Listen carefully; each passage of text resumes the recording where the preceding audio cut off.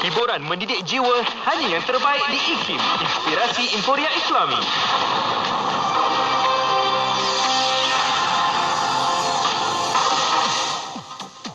Bismillahirrahmanirrahim. Assalamualaikum warahmatullahi wabarakatuh dan salam sejahtera.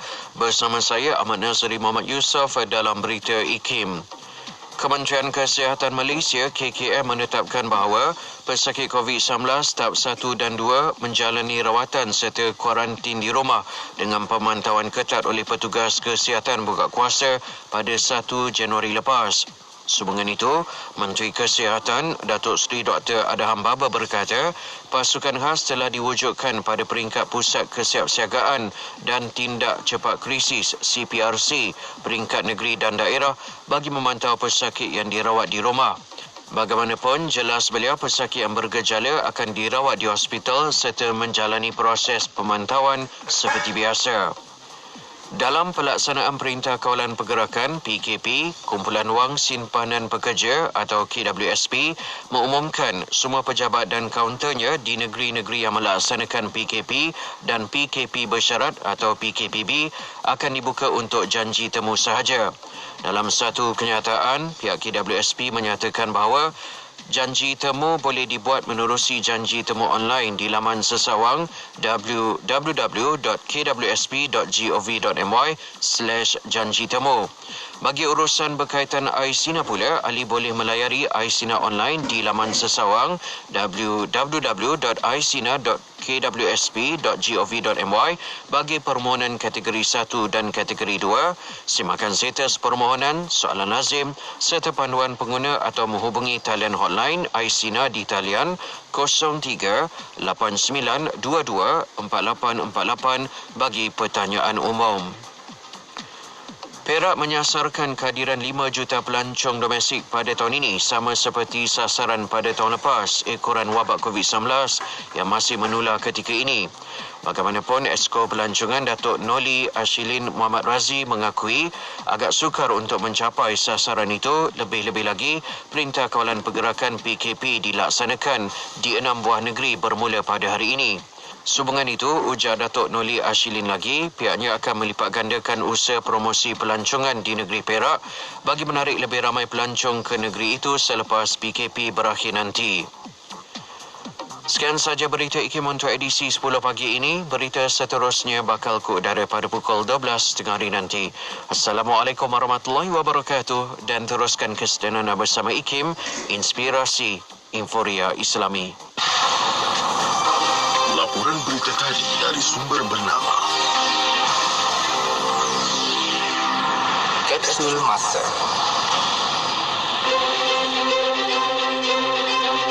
Pada 27 Januari 2005, Yang Amat Berhormat Perdana Menteri Datuk Seri Abdullah Ahmad Badawi melancarkan mesyuarat pertama Suruhanjaya Tokoh-Tokoh Utama Pertubuhan Persidangan Islam OIC.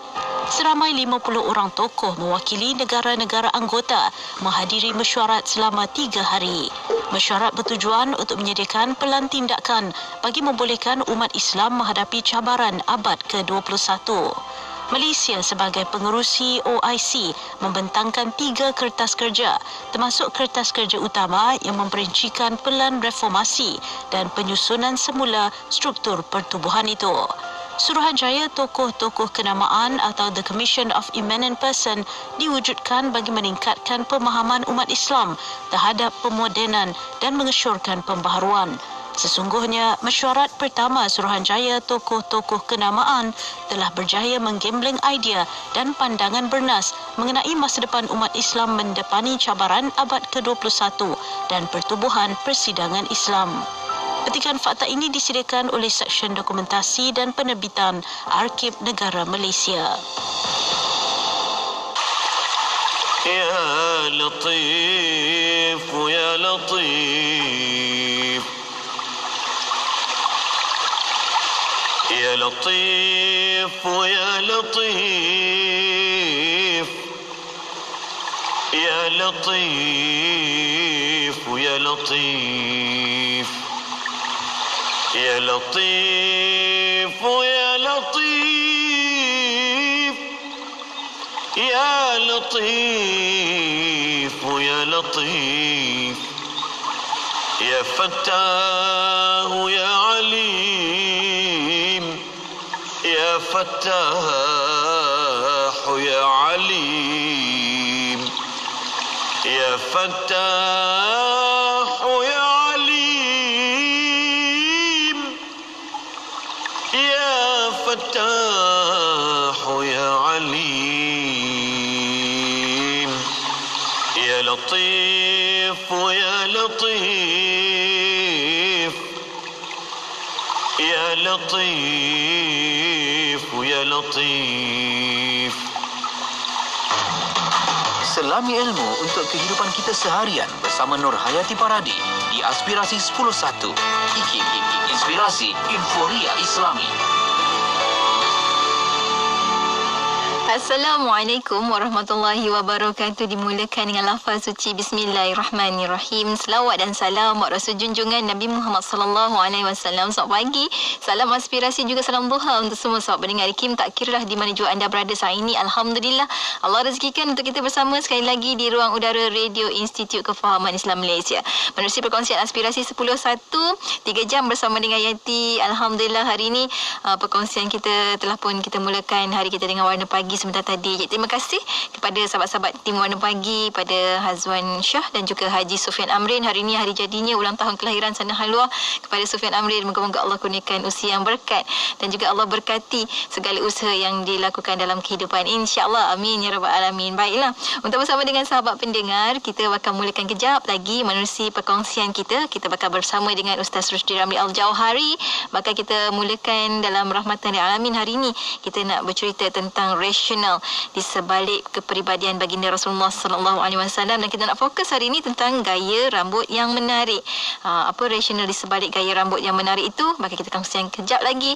Tentunya hanya di IKIM menerusi perkongsian Rahmatan lil Alamin. Tapi saat ini jom kita mulakan hari kita dengan keadaan hari ini hari yang pertama untuk PKP 2.0. Jadinya jom kita sentiasa menyerahkan diri kita pada Allah SWT. Kena jaga dan juga patuhi peraturan yang telah pun ditetapkan oleh kerajaan, insya-Allah. Moga-moga usaha itu Allah berkati dan meningkatkan lagi kita ketakwaan kita kepada Allah Subhanahu Wa Taala, insya-Allah. Inti saat ini dengan ittaqullah bersama dengan sahabat pendengar, tentunya hanya di IKIM Inspirasi Inforia Islami, bertemankan saya Nur Hayati Paradi.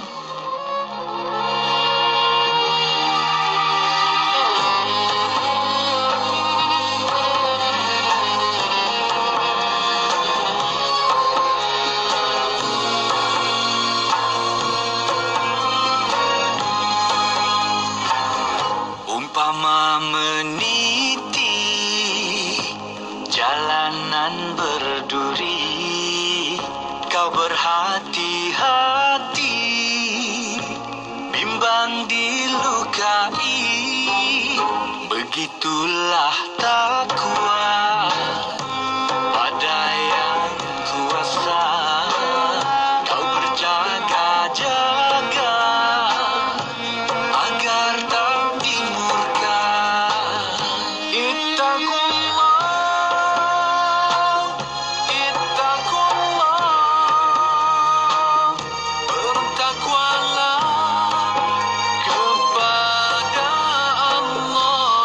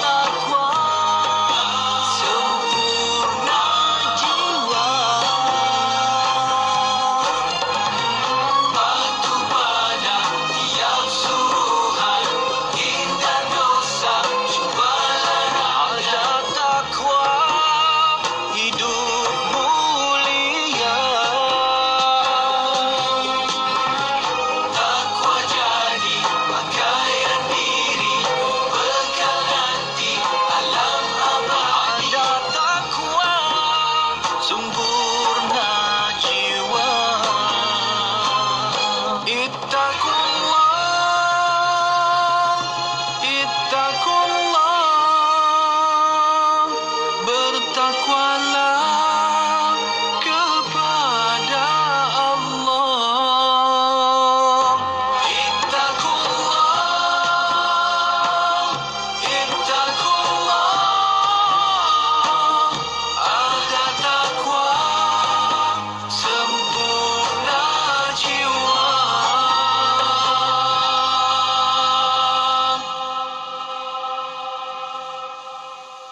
Masih ada peluang menabur jasa kepada ibu dan ayah. Wakaf adalah antara amalan terbaik dikirim sebagai hadiah kepada mereka. Berwakaflah untuk pembinaan kompleks Masjid Bandar Tasik Kesuma atau Kombat di laman sesawang www.masjidkesuma.com.my. Saya ulang, www.masjidkesuma.com.my. Buku terbitan IKIM Islam dan Pemeliharaan Biodiversiti memberi pendadahan kepada masyarakat untuk mengenali biodiversiti dan memahami hubung kait biodiversiti dengan kelangsungan hidup manusia di atas muka bumi serta kelestarian alam sekitar. Kupasan buku ini diterapkan dengan elemen pendekatan Islam bertujuan memberi kesedaran kepada masyarakat tentang aspek kelestarian alam sekitar dan biodiversiti yang menjadi sebahagian daripada tuntutan agama yang wajib dijaga dan dipelihara sebaik mungkin. Dapatkan buku dengan tawaran diskaun yang menarik di www.ikimniaga.my atau hubungi 03 6204 6389 atau 388 untuk maklumat lanjut. Bang, ni campur ni satu lagi. Berapa bang? Okey, kejap. Ni harga dia. Murahnya bang. Package combo kembali lagi. Tempah sekarang sementara masih ada. Hubungi 012-686-9236 atau 017-345-2564. Tertakluk pada terma dan syarat. Hari tutup permohonan iklan adalah setiap 16 hari bulan pada setiap bulan. Lahad Dartu 107.3 FM.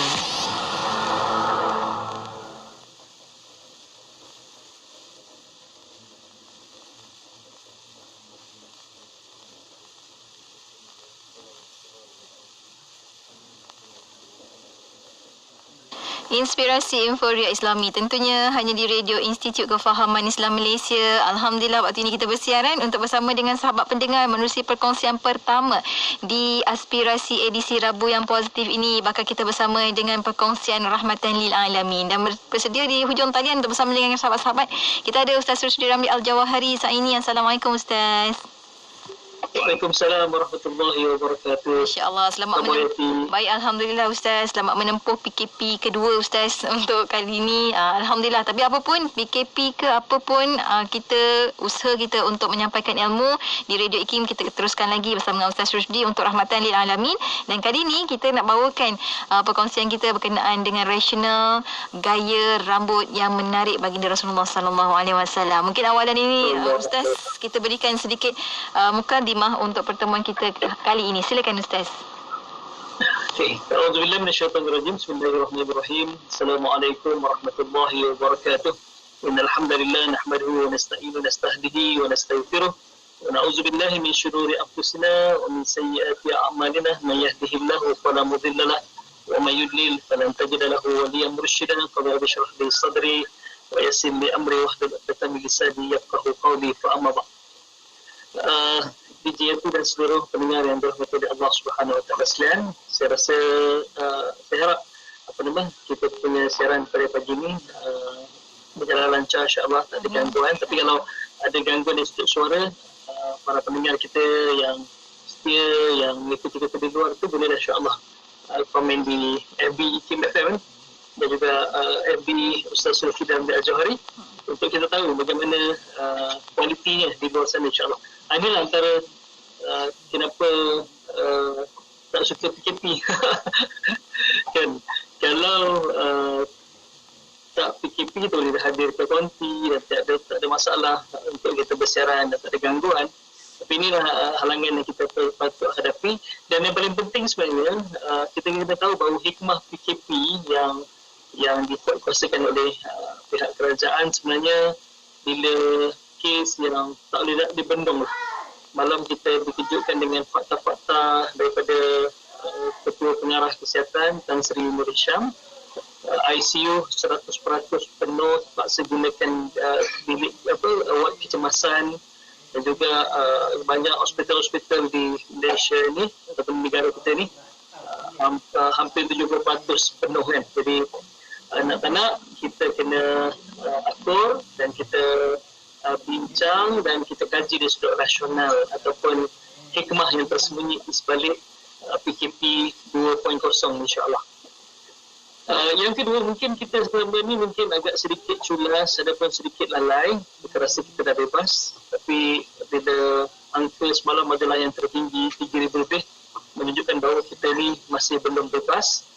Dan mungkin ada hikmah yang terbesar juga adalah kita lebih mensyukuri nikmat keamanan, nikmat kita panggil, kita boleh berjalan, kita boleh bercuti, beribadah dan sebagainya. InsyaAllah mudah-mudahan kita akan berjaya keluar daripada pandemik wabak COVID-19 insyaAllah. Amin amin ya rabbal alamin. Okey, yang tidak sedang mendengar yang berkata Allah SWT sekalian, pada pertemuan kita yang lepas kita dah bicara tentang rasional berpenampilan menarik. Rasional berpenampilan menarik. Kita kaji hadis daripada kitab Syama'il Muhammadiyah bab fizikal Nabi SAW. Banyak para sahabat yang meriwayatkan hadis yang menceritakan tentang bagaimana fizikal baginda SAW. Dan antara rasional akhlak dia adalah, pertama kita bincang bahawa penampilan menarik Nabi SAW dari sudut tubuh badannya, dari sudut gayanya itu adalah Allahumma salli bukti keesahan dan bukti kekuasaan Allah Subhanahu Wa Taala. Sebab Allah berfirman dalam Al-Quran dalam surah At-Tin, laqad khalaqnal insana fi ahsani taqwim. Sesungguhnya kami telah menciptakan manusia itu dalam sebaik-baik kejadian. Jadi siapa bukti, siapa contoh, apa tanda bahawa Nabi telah menciptakan manusia dalam sebaik-baik kejadian? Itu baginda SAW lah kan, sebab baginda yang menjadi contoh kepada ayat Allah Subhanahu Wa Taala dan menjadi bukti tentang kebenaran apa yang Allah sampaikan berkenaan ciptaan Allah atas manusia ni, Okey. Dari sudut rasional psikologi kita bincang pada pertemuan lepas, orang yang berpenampilan menarik ni dia lebih kompeten, maksudnya lebih cergas dan lebih diyakini untuk boleh melaksanakan tugas dengan baik. Dan juga dari sudut kesihatan, rupanya penampilan kita ini menggambarkan kesihatan kita. Maksudnya orang yang memiliki berat badan berlebihan menggambarkan apa kehidupan yang tak sihat ataupun cara pemakanan yang tak sihat. Jadi itu yang kita bicara pada pertemuan kita lepas. Hari ini, Yati dan sidang pendengar dari Allah Subhanahu Wa Taala sekalian, kita akan bincang tentang rasional gaya rambut yang menarik. Berpandukan kepada kitab Syama'il Muhammadiyah ataupun berpandukan kepada bab gaya rambut Nabi sallallahu alaihi wasallam. Okey. Yang pertama sekali kita bincang nanti, saya tertarik dengan satu hadis yang disebutkan bahawa man kana lahu sya'run, barang siapa yang memiliki rambut, kata Nabi sallallahu alaihi wasallam, barang siapa yang memiliki rambut, man kana lahu sya'run falyukrimhu, maka hendaklah dia memuliakannya. Barang siapa yang memiliki rambut, hendaklah dia memuliakannya. Hadis yang diriwayatkan oleh Abu Hurairah, sabda Nabi SAW, dan juga hadis ini diriwayatkan oleh Abu Daud. Hadis ini hadis sahih insya-Allah. Jadi apa yang kita dapat ambil daripada maksud hadis ini, man kana lahu sya'run falyukrimhu, barang siapa yang memiliki rambut hendaklah dia memuliakan. Memuliakan ni ada dua, banyak sebenarnya. Yang pertama adalah kita menjaga, merapikannya, membersihkannya, kan? Kita mendandannya supaya cantik. Dan yang kedua, boleh juga diambil iktibar bahawa fayukrimhu ni bila kita menanggalkan daripada tubuh badan kita, maksudnya kita selepas bergunting rambut, selepas kita mencukur rambut itu terbaiknya ditanam sebagai memuliakannya, bukan kita buang dalam tong sampah kemudian ataupun kita sepahkan. Sebab itu falyukrimhu, hendaklah kita memuliakannya. Jadi dari sudut hadis ni sebenarnya banyak hadis-hadis yang menceritakan tentang rambut Nabi SAW. Boleh, kalau siapa yang memiliki kitab Syama'il Muhammadiyah, boleh rujuk terus bab yang ketiga, iaitu bentuk rambut Nabi SAW.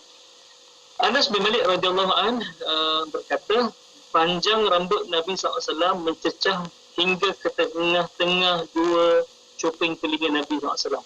Bermaksud ni cuping telinga kita rambut Nabi SAW mencecah sehingga separuh cuping telinga Nabi SAW. Berarti panjanglah, panjang.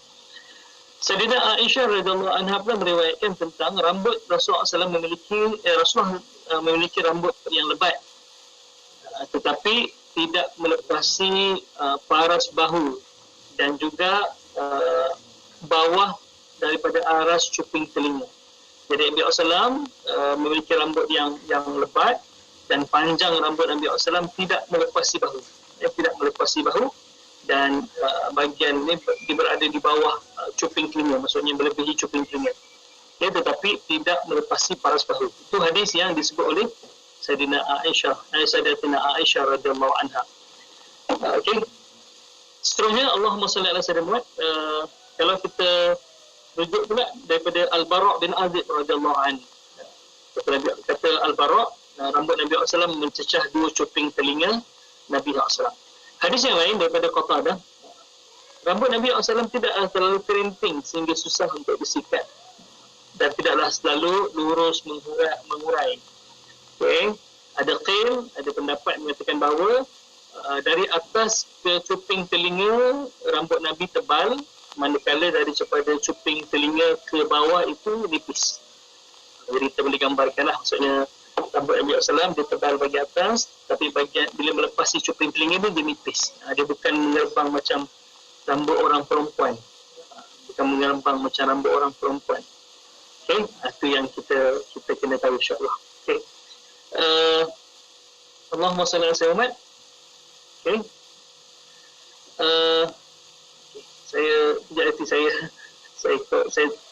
Saya baca dalam iki kejap ada komen tak? Sebab saya di earphone saya ni terdengar ada lantunan suara. Tapi kalau tak ada saya teruskan insya-Allah. Okay. Seterusnya Yati dan oleh Allah Subhanahu Wa Taala sekalian, kalau kita bicara pula tentang daripada Ummu Hani, ini kisah bila Nabi SAW datang ke Mekah sewaktu pembukaan kota Mekah, Nabi menjalin rambutnya ataupun mengikat rambutnya kepada 4 bahagian ataupun 4 anyaman, 4 simpulan, 4 ikatan. Nanti kita bincang dari sudut rasional dia. Okey, insya-Allah itu yang kita nak bicara tentang Allahumma salli ala Muhammad, tentang rambut Nabi SAW. Untuk sebelum kita masuk dari sudut operasional, dari sudut sains, operasional dari sudut akhlak dan operasional dari sudut Allahumma salli rasional dari sudut kesihatan insya-Allah. Dan ada juga ada pantun Melayu tentang rambut kita insya-Allah. Oh, Masya Allah. Alhamdulillah. Itu yang bakal kita kongsikan nanti. Banyak lagi masanya nampaknya yang kita belajar daripada Ustaz Rusdi hari ini dalam kita nak belajar tentang rasional, gaya rambut yang menarik. InsyaAllah. Terima kasih banyak Ustaz. Dan saya nak tertarik bila Ustaz kata tadi ada rambutnya dibagi kepada 4 dan dijalin. Lalu juga macam mana nanti kita akan kongsikan pada anda. Untuk anda jangan ke mana-mana, kita akan berhenti rehat seketika. Kembali selepas ini. Tentunya hanya di IKIM Inspirasi Inforia Islami. Mana yang mengikuti di FB IKIM dan juga FB Ustaz, tekan butang share supaya lebih ramai lagi dapat manfaat daripada perkongsian kita. Terus bersama kami hanya di IKIM Inspirasi Inforia Islami.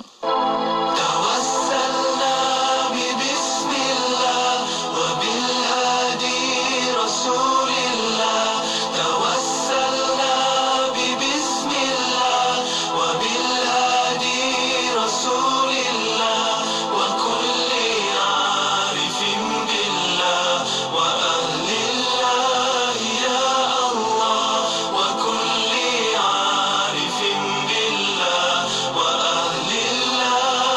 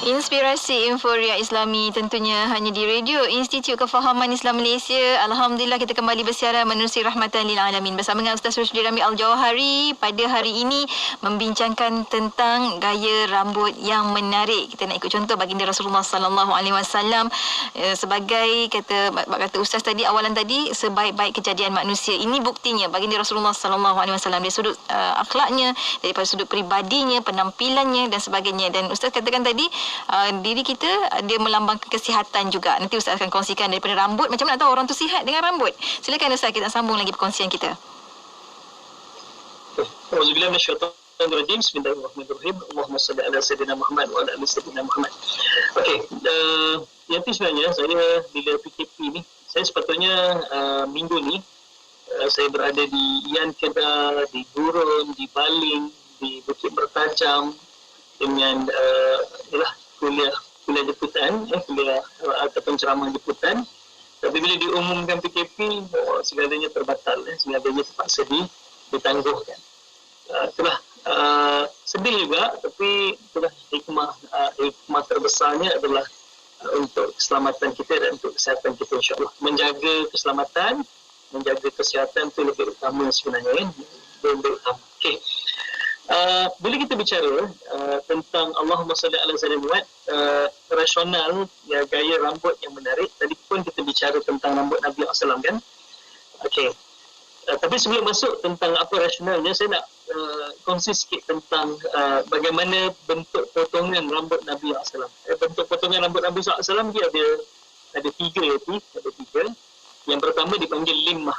Limmah ini melepasi cuping telinga, sama ada mencecah bahu ataupun tidak, itu dipanggil limmah. Yang kedua dipanggil jummah.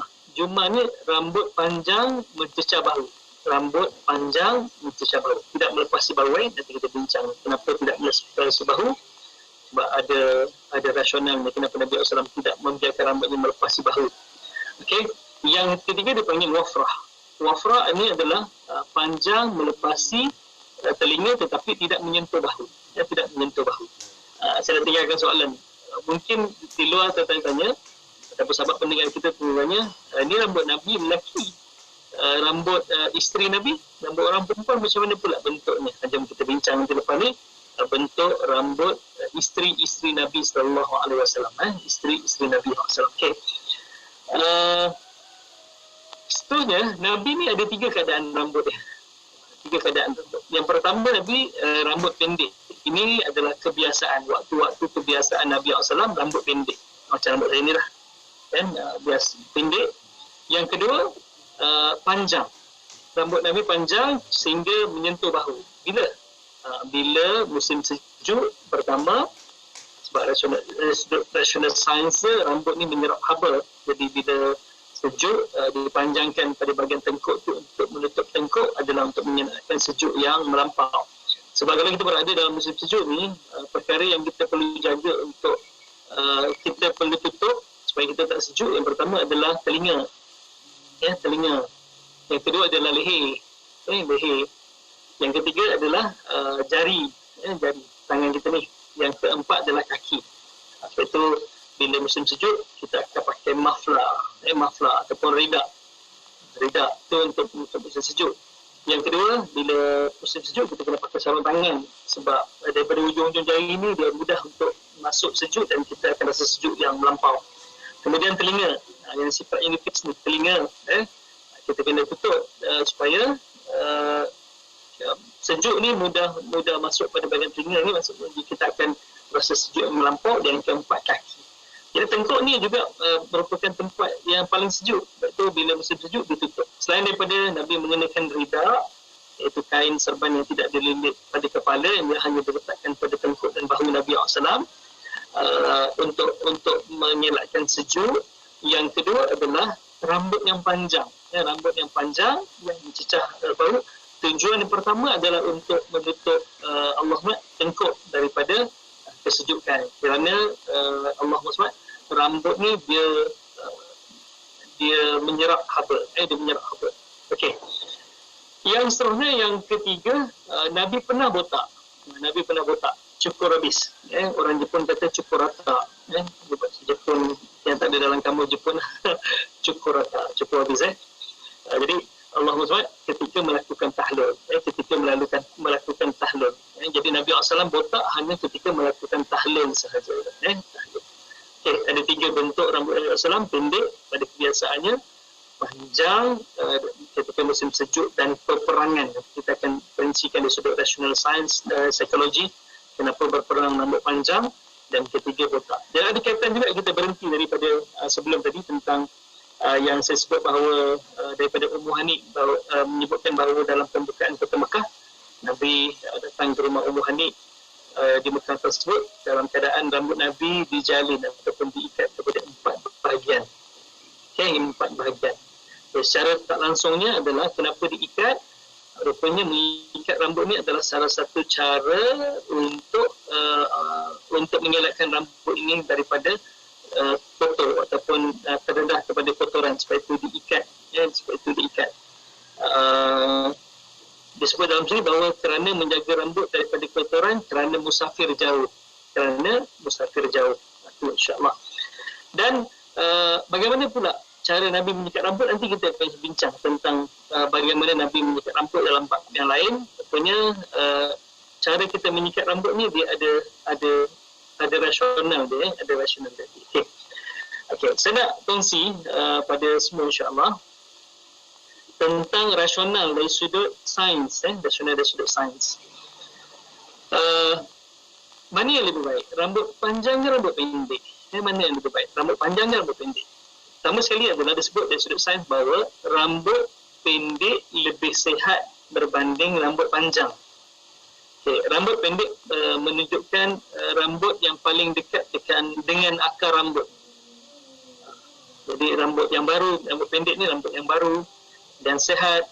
Sedangkan helaian rambut yang panjang terdedah kepada kotoran dan juga dia menyerap kotoran daripada luar. Jadi semakin pendek rambut anda, semakin sihat. Ini dari sudut rational science. Kenapa kebiasaannya Nabi SAW memiliki rambut yang pendek berbanding rambut panjang. Jadi rambut panjang ni ada 2 sebab dia, ada 2 keadaan. Yang pertama ketika Allahumma salli, ketika musim sejuk. Yang kedua ketika peperangan. Okay. Dari sudut rambut yang panjang ketika peperangan, ini dari sudut psikologinya sebenarnya, bila rambut panjang ketika peperangan ni, dia adalah salah satu strategi peperangan. Strategi peperangan.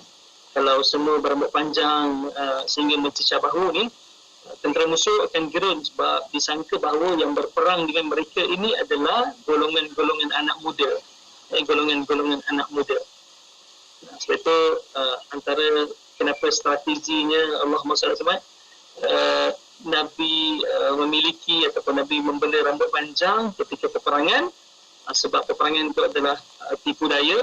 Sebut al-harbu khida'ah, peperangan adalah tipu daya untuk menggerunkan musuh. Dari sudut psikologinya adalah bila orang yang berambut panjangnya adalah anak muda, berbanding orang yang dah berusia ni mungkin akan mengalami Allahumma salli keguguran rambut dan sebagainya. Itu yang kita nak bicara kenapa Nabi yang disebut oleh Ummu Hani tadi, bahawa dalam pembukaan kota Mekah Nabi SAW menjalinkan rambutnya kepada 4 bahagian. Itu menunjukkan bahawa rambut Nabi panjang. Bila rambut panjang, satu perjalanan musafir yang jauh, dia akan menyebabkan dia mudah untuk kotor. Jadi cara Nabi nak mengelakkan daripada kotor, Nabi ikat rambutnya kepada 4 bahagian. Nanti kita bincang tentang tu, tentang tu insya-Allah. Okey, yang keduanya, rambut panjang ni dilihat sebagai lebih gah sebenarnya, lebih nampak kekuatan, lebih nampak hebat.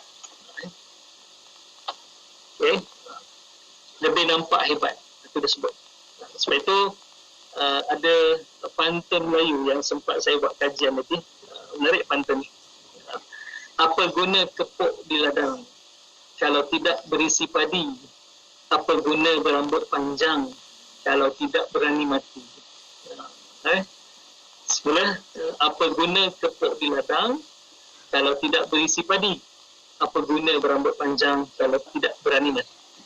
Ini kata-kata pahlawan Melayu atau pendekar Melayu.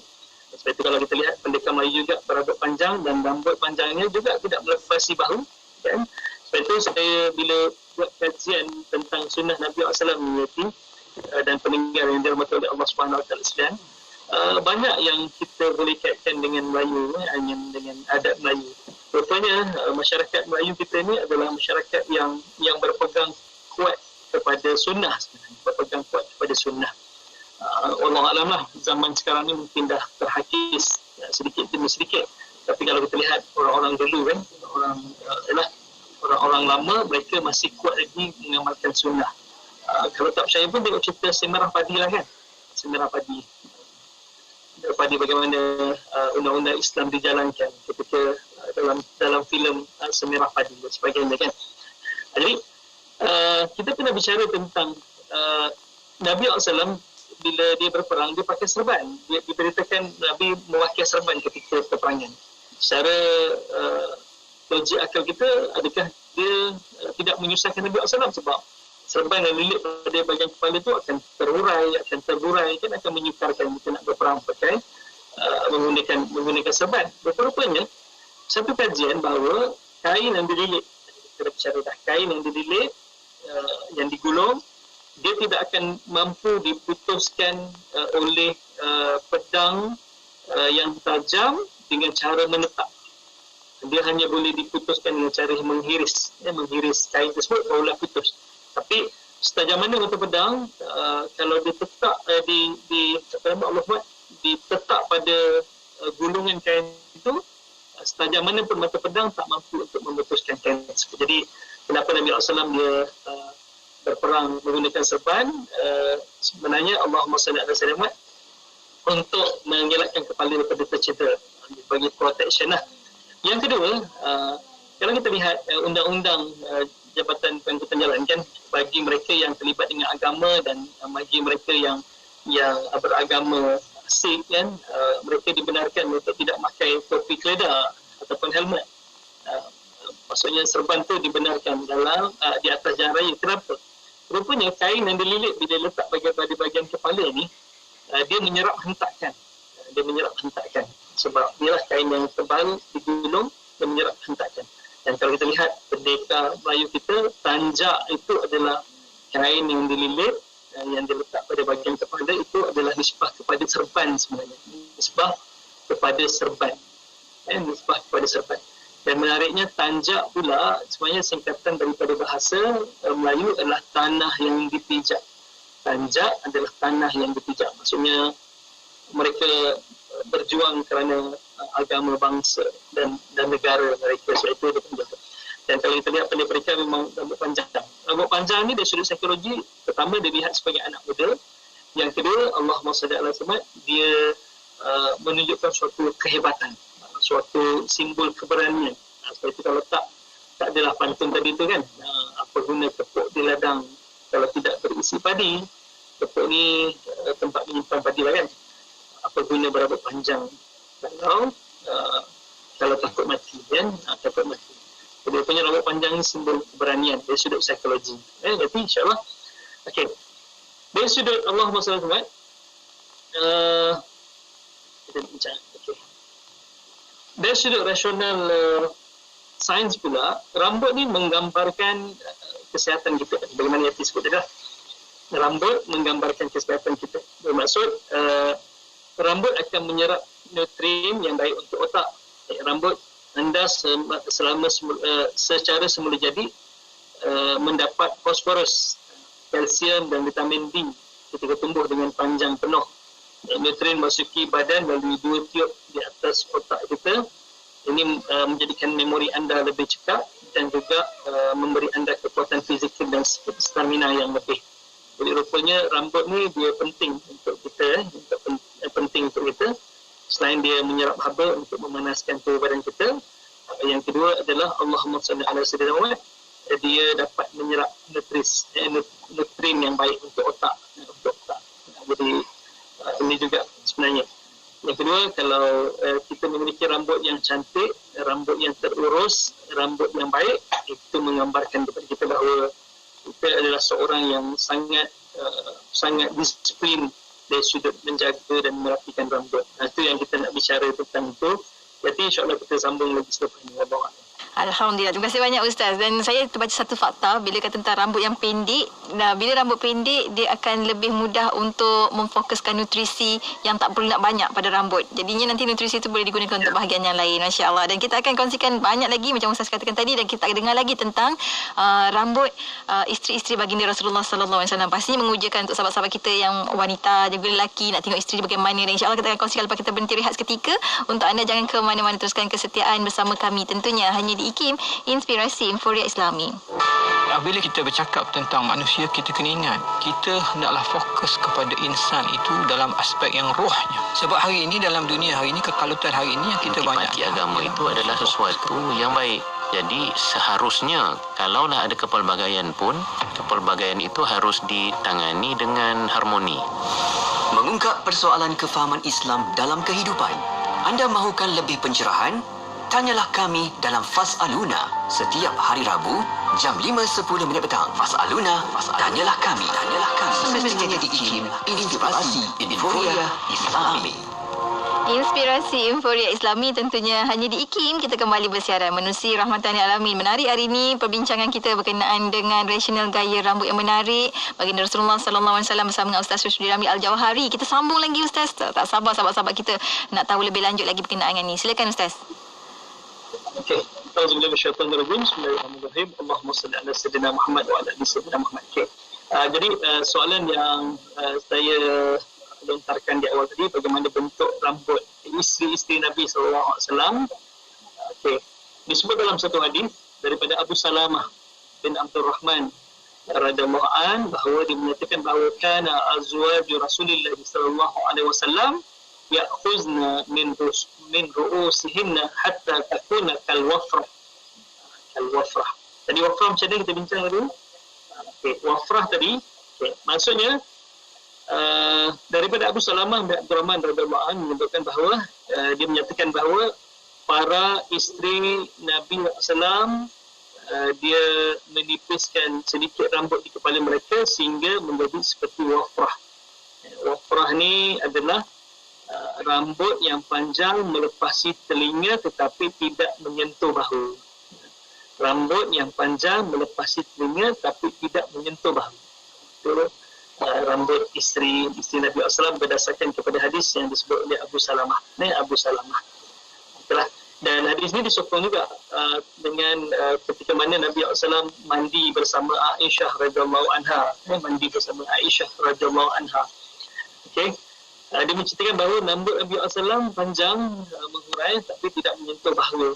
Menyentuh bahu. Jadi ketika itu juga sebenarnya boleh memberikan gambaran kepada kita bahawa bagaimana kalau menurut hadis ni bahawa Nabi SAW, isteri Nabi SAW memiliki rambut yang tidak melepasi bahu. Dia agak pendek nipis tetapi tidak melepasi bahu. Cuma ada sudut hukum, apa hukum perempuan ni memiliki rambut yang lelaki? Itu yang kita nak menjadi perbahasan kita. Hukumnya haram kalau kita orang perempuan terutamanya mereka memotong rambut mengikut potongan lelaki. Mengikut potongan lelaki yang kebiasaan lelaki lah, kebiasaan lelaki. Okey. Itu dari sudut rambut pendek, ya kan, kemudian nipis pada bahagian tepi itu hukumnya haram kerana menyerupai lelaki. Ya. Yang dibolehkan orang perempuan adalah sebagaimana hadis yang disebut oleh Abu Salamah bin Abdul Rahman tadi itu tentang bagaimana bentuk rambut Nabi SAW, bentuk rambut isteri Nabi SAW, disebut kerana azwajul Rasulullah SAW ya'khuzna, maksudnya mereka mengambil ataupun mereka ini memilih ataupun mereka ini akan menipiskan rambut mereka hatta takuna wafrah, sehingga menjadi seperti wafrah. Wafrah ni adalah rambut yang melepasi cuping telinga ni, dan kemudian dia panjang tidak melepasi bahu, panjang tidak mencecah bahu, itu yang disebut tentang itu, insyaAllah. Jadi ada kata-kata Ustaz menyebutkan bahawa rambut mahkota wanita, Bila sebenarnya kita faham tentang istilah rambut mahkota wanita, sama dengan hadis yang awal saya baca tadi. Yang kata Nabi SAW daripada Abu Hurairah, man kana lahu sya'run, bagi siapa yang memiliki rambut, fal yukrimhu, maka hendaklah dimemuliakan. Jadi bagaimana orang perempuan nak memuliakan rambut? Pertama, dia kena menjaganya lah. Kenapa orang perempuan disyariatkan bertudung, disyariatkan menutup aurat dengan bertudung, menutup rambutnya untuk tidak kelihatan? Kerana rambutnya lebat dan rambutnya banyak, dia mudah untuk menyerap kotoran. Sebab itu sifat rambut ni Yati dan sidang pendengar oleh Allah SWT, dia rambut ni sifatnya adalah menyerap air. Dia bukan sifatnya waterproof. Kalau burung yang terbang, bulu burung ni ada wax, ada macam lilin yang sifatnya dia tidak menyerap, Allah SWT tidak menyerap air. Sebab itu kalau kita lihat hujan lebat, burung masih boleh terbang. Hujan lebat, burung masih boleh terbang sebab bulu burung tidak menyerap air. Kalau bulu burung menyerap air, dia akan berat. Mungkin ketika hujan lebat terbang, dia akan jatuh terus ke bawah sebab bulunya berat kan. Sebab itu berbeza manusia sifat rambut dan sifat bulu manusia ni dia adalah menyerap air. Sebab itu bila menyerap air, kita hujan. Jangan sampai kalau kita keluar tiba-tiba hujan, apa yang kita lindung dulu? Kita lindung kepala dulu. Sebab itulah hikmahnya Islam, kenapa dia Allah SWT rambut perempuan termasuk dalam aurat yang perlu dijaga. Selain daripada syariat, dia adalah untuk menjaga rambut tu daripada kotoran sebenarnya. Itulah yang paling penting. Itu yang paling penting, yang besar sekali. Okey. Satu lagi, saya tertarik dengan satu hadis yang diriwayatkan oleh Imam Muslim. Disebut bahawa ada dua golongan, kata Nabi SAW, ini tentang rambut perempuan. Okay. Ada dua golongan daripada penduduk neraka yang belum aku lihat sekarang. Yang pertama adalah suatu kaum yang bersama mereka adalah cemeti ataupun rotan ataupun seperti ekor sapi yang mereka gunakan untuk merotan manusia ataupun untuk memukul manusia. Yang kedua adalah wanita yang berpakaian tapi hakikatnya telanjang dan kepala-kepala mereka seperti bonggol unta yang miring. Mereka tidak akan masuk syurga dan tidak akan dapat mencium bau wangi syurga, padahal wangian syurga boleh tercium dengan jarak sekian dan sekian. Dia kata 500,000 tahun perjalanan. Maksudnya suatu perjalanan, satu jarak yang jauh, kita dah boleh cium bau syurga.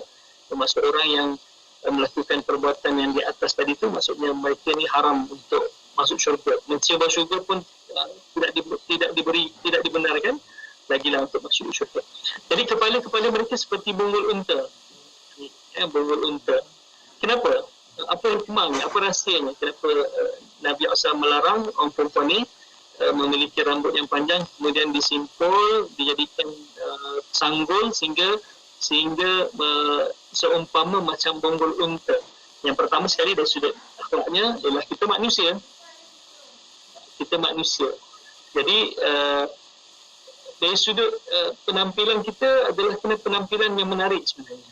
Kalau kita meletakkan rambut tinggi seperti bonggol unta, kita dah hilang kesempurnaan ataupun hilang kecantikan. Yang kedua, dari sudut rasional akhlaknya adalah walaupun rambut ini disembunyikan di sebalik tudung,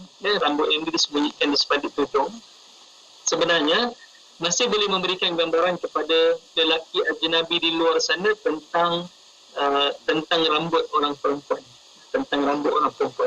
Sama juga dengan hikmah, kalau kita rujuk dalam surah An-Nur, kita dapat berbincang tentang syariat menggariskan supaya tudung orang perempuan ni dia labuhkan sehingga melepasi dada mereka, sebab kalau dibiarkan orang akan mendapat gambaran walaupun ditutup pada bahagian dada, tapi orang dapat melihat bentuknya, minta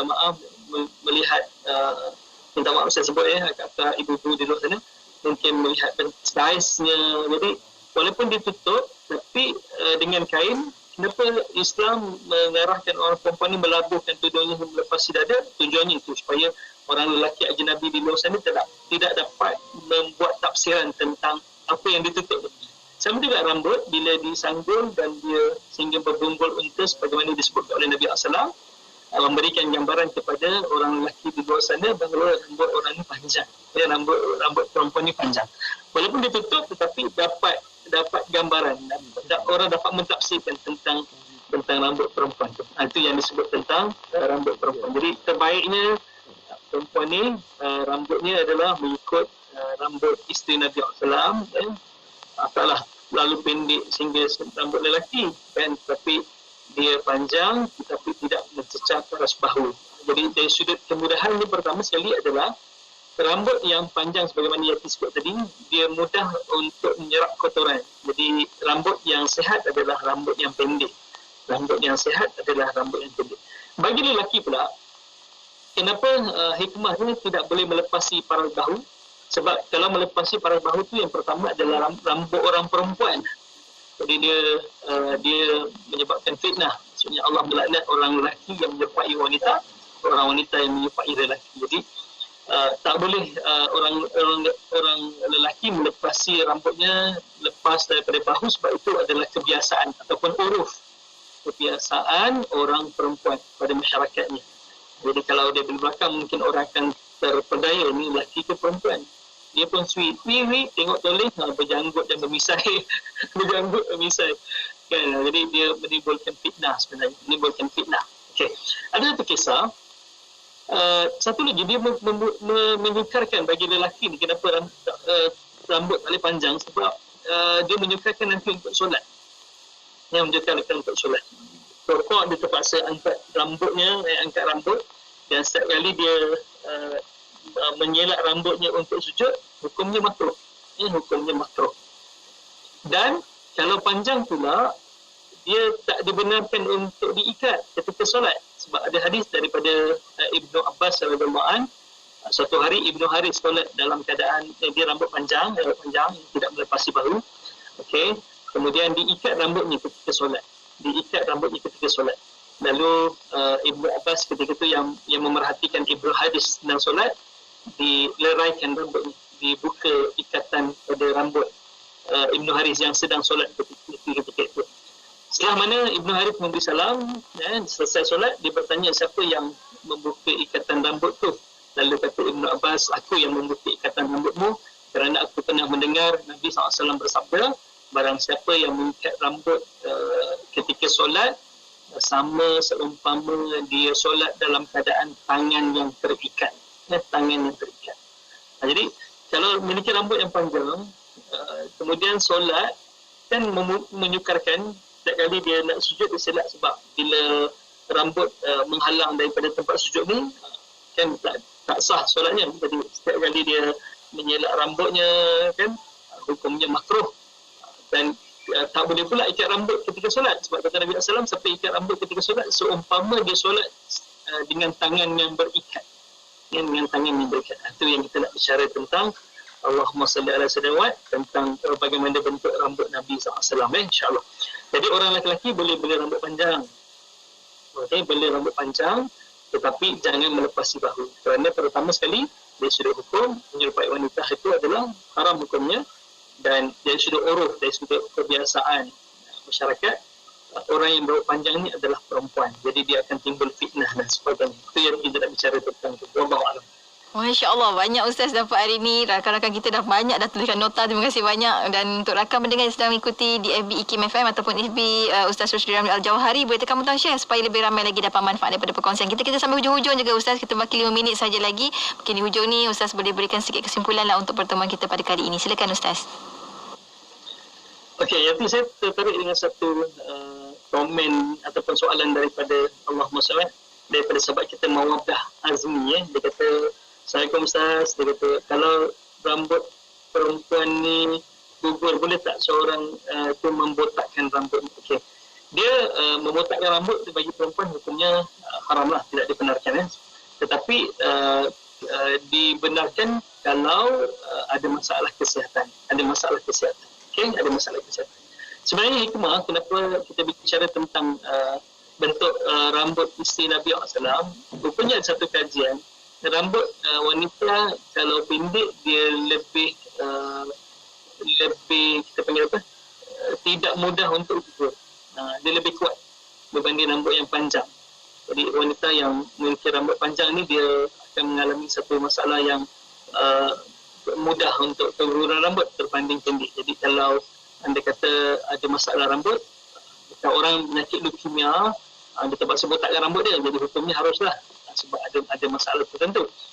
Kalau memiliki kulit kecederaan pada kulit kepala, boleh maksudnya dibotakkan. Tapi hukum asal botak bagi wanita adalah haram sebab dia menyerupai lelaki sebenarnya. Okey.